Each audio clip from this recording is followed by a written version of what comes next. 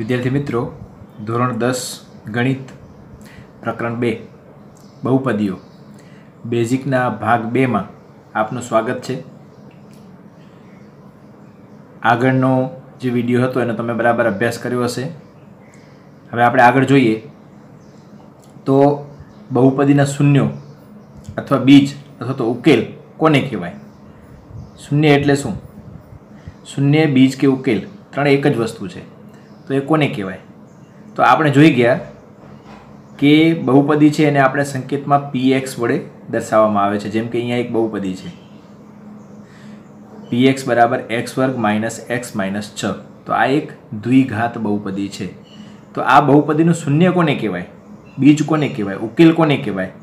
તો શૂન્ય, બીજ કે ઉકેલ એટલે આ બહુપદીમાં x ની એવી કઈ કિંમત હું અહીંયા મૂકું કે જેના કારણે px ની કિંમત 0 થાય।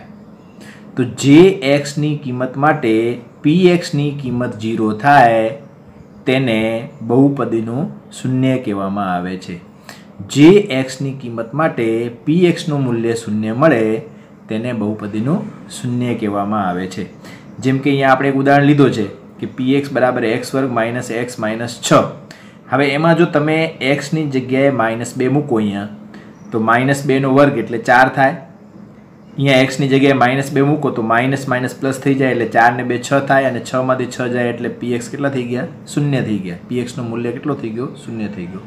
તો અહીંયા તમે x ની કિંમત -2 લ્યો તો p -2 ની કિંમત કેટલી થાય છે? 0 થાય છે। એટલે -2 ને શું કહેવાય? px નું શૂન્ય કહેવાય। એ જ પ્રમાણે તમે x ની જગ્યાએ આમાં 3 મૂકો તો 3 નો વર્ગ થાય 9। અહીંયા પાછા 3 મૂકો તો -3 ને -6 એટલે -9। 9 માંથી 9 જાય એટલે કેટલા થાય? 0 થાય। તો x બરાબર જ્યારે આપણે 3 લઈએ છીએ ત્યારે p3 ની કિંમત કેટલી મળે છે?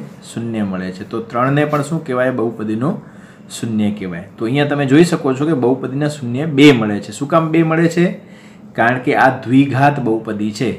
x ની જેટલી મોટી ઘાત હોય એટલા વધારે શૂન્યો મળે। તો અહીંયા આપણે જોઈ ગયા કે x ની આપણે 2 કિંમત મૂકીએ, એક -2 મૂકીએ ત્યારે પણ px નું મૂલ્ય 0 થાય છે, અને જ્યારે x ની કિંમત આપણે અહીંયા 3 મૂકીએ છીએ ત્યારે પણ p3 ની કિંમત કેટલી થાય છે? શૂન્ય થાય છે। તેથી આને બહુપદીના શૂન્યો, બીજ કે ઉકેલ કહેવાય। હવે આગળ આપણે જોઈએ કેટલીક વસ્તુ બહુ અગત્યની છે જે પરીક્ષામાં આવી શકે। ધારો કે તમને કોઈ પણ બહુપદી આપેલી છે px અને p -3 એટલે x ની કિંમત તમે -3 લ્યો છો ત્યારે એનો જવાબ છે 0 મળે છે। એનો અર્થ શું થાય કે x + 3 છે એ બહુપદીનો અવયવ થાય। તમને કોઈ પણ બહુપદીનો અવયવ પૂછાય તો આગળ શું લખવાનું? x, અને p ની અંદર જે કૌંસમાં કિંમત મૂકેલી છે એની વિરુદ્ધ નિશાનીની કિંમત લેવાની, તો એ બહુપદીનો શૂન્ય થશે। એ જ પ્રમાણે ધારો કે કોઈ એક બહુપદી px છે એના માટે p1 બરાબર 0 થાય છે, તો બહુપદીનું શૂન્ય શું થશે? x - 1 થશે। એ જ પ્રમાણે ધારો કે p -2 બરાબર 0 થાય છે તો બહુપદીનો અવયવ કયો થશે? x + 2 થશે। એ જ પ્રમાણે ધારો કે p5 છે 0 થાય છે તો બહુપદીનો અવયવ કયો થશે? x - 5 થશે। ધારો કે p છે -4 0 થાય છે તો બહુપદીનો અવયવ કયો થશે? x + 4 થશે। તો આ રીતે તમને 1 માર્ક્સમાં પૂછી શકે કે p આટલા 0 થાય છે તો એનો અવયવ શું થાય? તો તમારે x લખી અને અંદર જે કિંમત છે એના કરતાં વિરુદ્ધ નિશાનીવાળી અહીંયા કિંમત લખવાની। એ જ પ્રમાણે તમને આ પણ પૂછી શકે કે જો x + 2 બહુપદીનો અવયવ હોય તો p કેટલા 0 થાય? તો x + 2 હોય તો p -2 0 થાય। એ જ પ્રમાણે જો x - 3 છે એ બહુપદીનો અવયવ હોય તો p3 0 થાય। આપણે હમણાં જ જોઈ ગયા એના કરતાં ઉલટું છે। p -2 0 થાય તો x + 2 બહુપદીનો અવયવ થાય, p3 0 થાય તો x - 3 બહુપદીનો અવયવ થાય। એ જ પ્રમાણે ધારો કે તમને એમ કે x + 2 છે એ બહુપદીનો અવયવ છે તો p કેટલા 0 થશે? તો p -2 બરાબર 0 થાય। તો આ પણ તમને 1 માર્ક્સમાં પૂછી શકાય। હવે આપણે એક સામાન્ય ઉદાહરણ લઈએ। કોઈ પણ એક બહુપદી તમને આપેલી હોય તો કેટલાક પ્રશ્નો તમને પૂછી શકે। પહેલાં તો એ કે આ બહુપદી છે કે નથી, બહુપદી છે કે નહીં, પછી બહુપદીનો ઘાત કેટલો છે, બહુપદીનો પ્રકાર કેટલો છે, એને પ્રમાણિત સ્વરૂપમાં લખો, અને ABCDની કિંમત શોધો. જો ત્રિઘાત બહુપદી હશે તો ABCDની કિંમત શોધવાની હશે, દ્વિઘાત બહુપદી હશે તો ABCની સુરેખ બહુપદી હશે તો ખાલી ABની કિંમત શોધવાની હશે. તો એવો આપણે એક ઉદાહરણ લઈએ. જેમ કે તમને એક બહુપદી આપેલી છે px બરાબર 2x3 ઓછા 7x વત્તા 5. તો પહેલાં તો આ બહુપદી છે કે નથી એ આપણે નક્કી કરવાની છે. તો આ બહુપદી છે કે નથી એ કઈ રીતે નક્કી થાય? તો એક્સની ઘાત છે એ માઇનસ ન હોવી જોઈએ અને એક્સની ઘાત છે એ અપૂર્ણાંક ન હોવી જોઈએ. તો અહીંયા તમે જોઈ શકો છો કે એક્સની ઘાત અહીંયા 3 છે એટલે પૂર્ણાંક છે, અહીંયા પણ એક્સની ઘાત 1 છે એટલે પૂર્ણાંક છે. એટલે આ બહુપદી છે એ ત્રિઘાત બહુપદી છે અને આ બહુપદી છે. તો આ બહુપદી છે કે નથી? તો બહુપદી છે. એનો પ્રકાર એ કયા પ્રકારની બહુપદી છે? તો એક્સની જે મોટી ઘાત હોય એને બહુપદીનો ઘાત કહેવાય ને એના ઉપરથી એનો પ્રકાર નક્કી થાય. જો 3 ઘાત હોય તો ત્રિઘાત બહુપદી, એક્સની મોટી ઘાત 2 હોય તો દ્વિઘાત બહુપદી, એક્સની મોટી ઘાત 1 હોય તો સુરેખ બહુપદી. તો અહીંયા એક્સની મોટી 3 ઘાત છે એટલે એને ત્રિઘાત બહુપદી કહેવાય. ત્રિઘાત, તો આ ત્રિઘાત બહુપદી છે.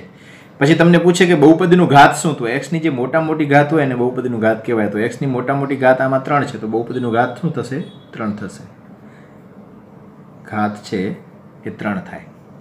પછી આ બહુપદીને પ્રમાણિત સ્વરૂપમાં લખો. પ્રમાણિત સ્વરૂપ. તો પ્રમાણિત સ્વરૂપમાં કઈ રીતે લખાય? પહેલા એક્સની મોટી ઘાત આવે અને પછી એક્સની ઘાત છે ઉતરતા ક્રમમાં તમારે લખવાની. તો એક્સની મોટી ઘાત છે 2x3 તો પહેલા આવે 2x3, પછી આવે એક્સની 2 ઘાત વાળો પદ. તો આમાં તમે જોશો કે એક્સની 2 ઘાત વાળો કોઈ પદ નથી. તો એ પદ ન હોય તો તમારે 0x2 એમ લખવાનું. જે પદ ન હોય, સામાન્ય રીતે ત્રિઘાત બહુપદી હોય તો એના 4 પદ થવા જોઈએ. જેટલા ઘાતની બહુપદી હોય એના કરતાં પદ એક મોટો થાય. તો અહીંયા ત્રિઘાત બહુપદી છે એટલે 4 પદ થવા જોઈએ. તો પહેલો પદ તો આપણે લખ્યો. હવે x વર્ગ વાળો કોઈ પદ નથી આમાં તો આપણે 0x2 લખ્યો. હવે x વાળો પદ આવશે તો x વાળો પદ તો આપણી પાસે છે -7x અને છેલ્લે અચળ પદ આવશે +5. તો આને કહેવાય બહુપદીનું પ્રમાણિત સ્વરૂપ. હવે તમને ABCDની કિંમત પૂછી છે તો એ કોને કહેવાય? તો x નો ઘન છે એનો જે સહગુણક છે એને એ કહેવાય. તો x ના ઘનનો સહગુણક શું છે? 2. તો 2 ને એ કહેવાય. આ તમારો થશે A, આ તમારો થશે B, આ તમારો થશે C અને આ તમારો થશે D. એમાં તમારે x લખવાનું નથી, એને સહગુણક લખવાનું છે. કોઈમાં સહગુણક ન હોય તો 1 લખવાનું અને એ પદ જ ન હોય તો સહગુણક 0 થશે તો 0 લખવાનું. તો અહીંયા A ની કિંમત થશે 2, B ની કિંમત થશે 0, C ની કિંમત થશે -7 અને D ની કિંમત થશે 5. હવે એવો એક આપણે બીજો ઉદાહરણ લઈએ. ધારો કે px બરાબર 6 વત્તા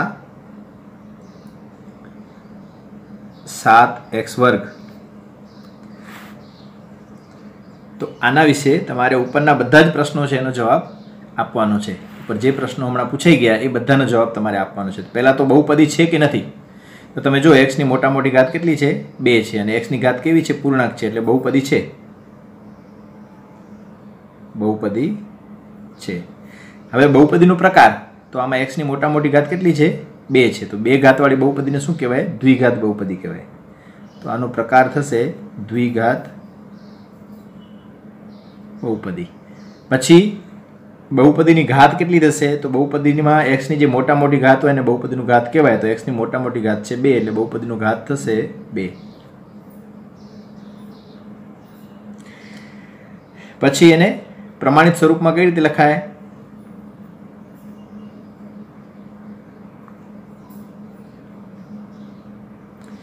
તો આપણે ખબર છે કે પ્રમાણિત સ્વરૂપમાં પહેલા એક્સની મોટી ઘાત તો 7x2.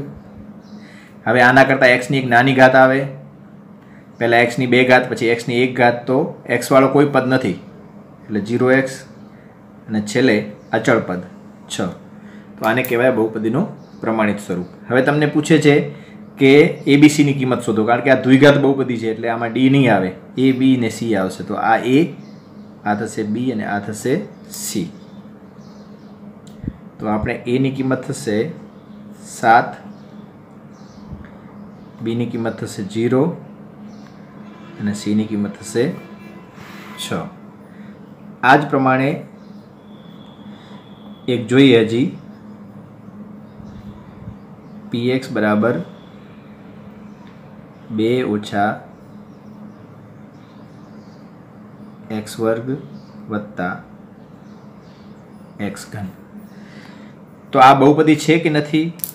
તો આ બહુપદી છે. કઈ બહુપદી છે? તો ત્રિઘાત બહુપદી છે, કારણ કે x ની મોટા મોટી ઘાત છે 3 એટલે ત્રિઘાત બહુપદી છે. બહુપદીનું ઘાત શું થશે? તો x ની જે મોટા મોટી ઘાત હોય એને બહુપદીનું ઘાત કહેવાય. પછી આનું પ્રમાણિત સ્વરૂપ શું થશે? તો પહેલા x ની 3 ઘાત, પછી x ની 2 ઘાતનો પદ, પછી x વાળો પદ. હવે આમાં ક્યાંય x વાળો પદ નથી એટલે 0x અને છેલ્લે અચળ પદ. તો તમે જોઈ શકો છો કે x નો જે સહગુણક હોય એની કિંમત બતાવશે, આ b ની x વર્ગના સહગુણકને, આ c ની ને આ d ની. તો a ની કિંમત કેટલી થશે? હવે x ઘનનો સહગુણક નથી, જો ન હોય તો પણ તમારે 1 સમજી લેવાનું. b ની કિંમત કેટલી થશે? તો x વર્ગનો સહગુણક નથી એટલે તમારે અહીંયા 1 સમજી લેવાનું. આગળ માઇનસ નિશાની છે એટલે b ની કિંમત થશે -1. c ની કિંમત થશે 0 કારણ કે x વાળો પદ નથી, અને d ની કિંમત થશે 2. તો આવા દાખલા વિદ્યાર્થી મિત્રો તમે સહેલાઈથી ગણી શકો, જેમાં તમે બહુપદીનો પ્રકાર, પછી એનું પ્રમાણિત સ્વરૂપ, બહુપદીનો ઘાત અને ABCD ની કિંમત તમે શોધી શકો.